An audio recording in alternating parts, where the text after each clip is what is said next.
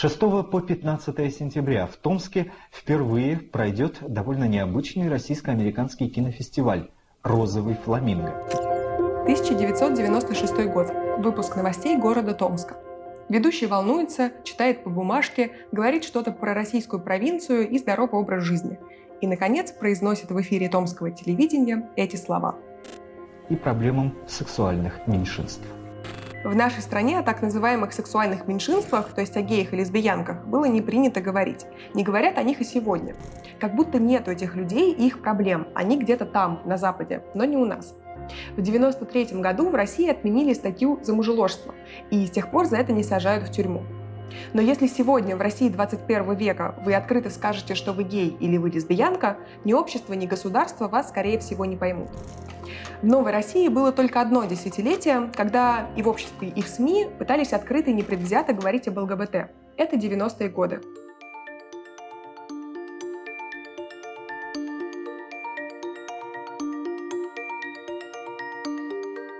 Я Марина Бочарова. В этих видео я рассказываю, как события 90-х влияют на нашу сегодняшнюю жизнь.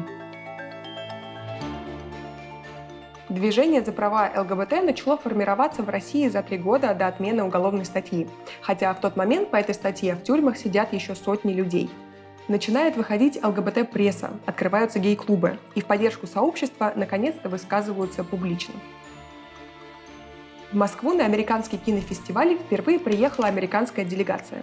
Вместе с ней приехала и переводчица Соня Франета. Через несколько лет она решает вернуться в Россию и поехать по ней в путешествие. Так начинается история, которая выглядит как кадры из какой-то прошлой и неведомой сегодня жизни. Я начала проводить интервью еще во время московского фестиваля, а потом подумала, а что если мне записать интервью с геями и лесбиянками из разных городов России? Поэтому на следующий год я вернулась. Соня собирается написать о своем путешествии книгу. Один из ее героев – житель Томска Сергей Кузьмин. К тому моменту ему чуть больше 40 лет. Если бы об этом узнали, первое, что я потерял бы работу и вообще источники существования. Второе, конечно, не хотелось садиться в тюрьму. В 93 году я решился, открылся сделать камин-аут и сделать организацию.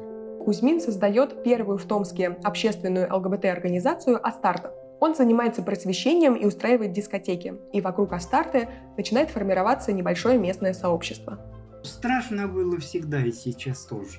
Потому что я живу в провинции, и здесь нужно понимать менталитет. Он просто хочет сделать что-то, чтобы об ЛГБТ знали не только в российской столице. И вместе с Соней они решают представить региональной публике мировой ЛГБТ-кинематограф. И устраивают в Томске кинофестиваль. Наверное, это не случайно, что одна из первых попыток поговорить на столь интимную и до недавних пор закрытую тему о жизни сексуальных меньшинств, культуры сексуальных отношений будет вестись посредством великой силы киноискусства. Измените свое мнение. История доктора Эвелин Хукер. Так назывался один из фильмов, который мы показывали. You had a transorbital lobotomy on August 1st. You know what day it is today? It's August 9th. That's right. Why did you have that operation, do you know? I think it was something to do with my sexual intercourse. Благодаря доктору Хукер геев и лесбиянок перестали считать больными, а гомосексуальность в Америке исключили из списка психических расстройств. И причем сама она не была лесбиянкой. Важно, чтобы все видели эти фильмы, чтобы поняли, что мы люди, как все другие.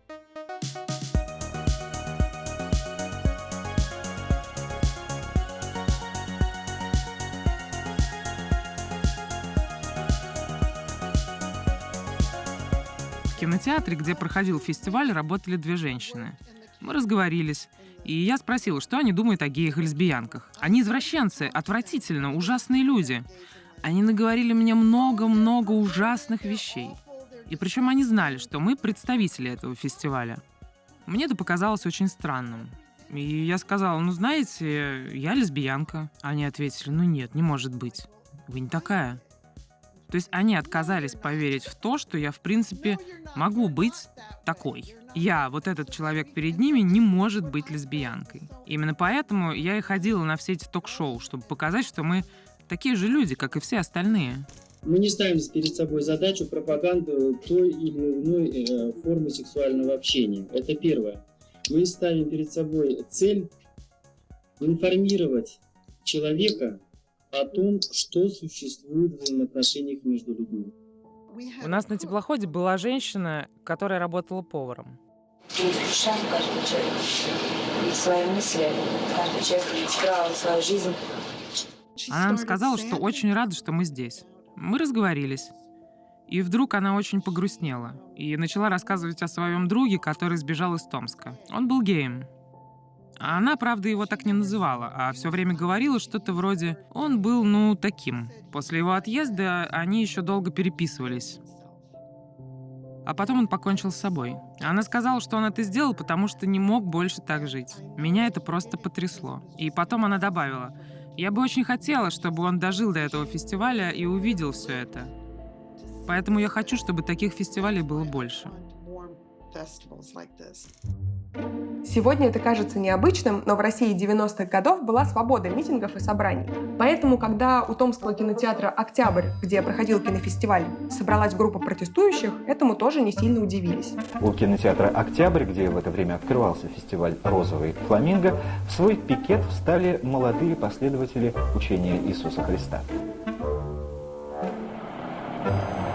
Мы не хотим, чтобы наша молодежь и наши люди, вот некоторые идеи вот этого Запада, допустим, свобода любви. Правда, тогда, в 96-м году, никто не подозревал, что тема скромного пикета скоро станет одной из самых обсуждаемых в России, а лозунги активистов – практически новой государственной идеологией.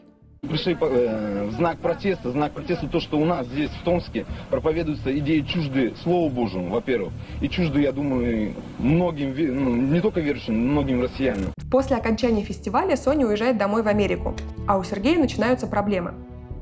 Его больше не берут ни на какую работу, хотя недавно до фестиваля таких проблем не было. Скоро Сергею запретят проводить дискотеки, а его организацию «Астарта» не разрешат перерегистрировать, и она закроется. В Москве и в Питере квир-культура будет процветать еще несколько лет. В Лос-Анджелесском гей-хоре Алла Пугачева не видит совершенно ничего необычного. А в чем необычность? Гей – это уже настолько обычное явление в нашей жизни, просто у нас немножко цивилизованное отношение к этому. В начале 2000-х и в прессе, и среди депутатов все увереннее начнут предлагать вернуть наказание за однополые отношения. Общество снова начнет осуждать ЛГБТ и их культуру, а государство станет это поддерживать. Отношения между Россией и Западом будут сильнее портиться. И все, что там представляется нормой, здесь будет пропагандироваться как что-то вредное и опасное. Штрафовать геев за пропаганду гомосексуализма среди подростков мало. Им нужно запретить донорство крови, спермы, а их сердца в случае автомобильной катастрофы зарывать в землю или сжигать. Тема гомосексуализма, она безразлична для властей. Она является информационным поводом для отвлечения людей от других более важных вещей, таких как зарплата. В 2006 году в Рязани примут закон о пропаганде гомосексуальных отношений.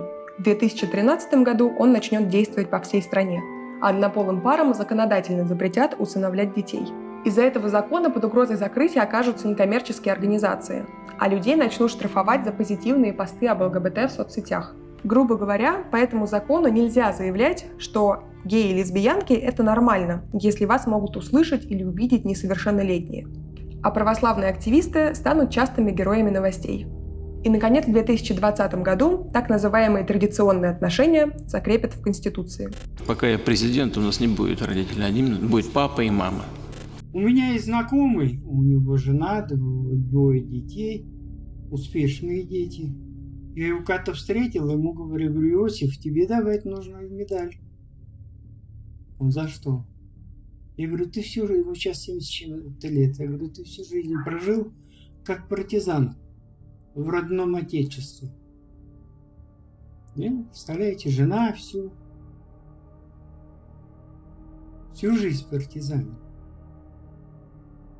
Всю жизнь в тылу врага. Это как?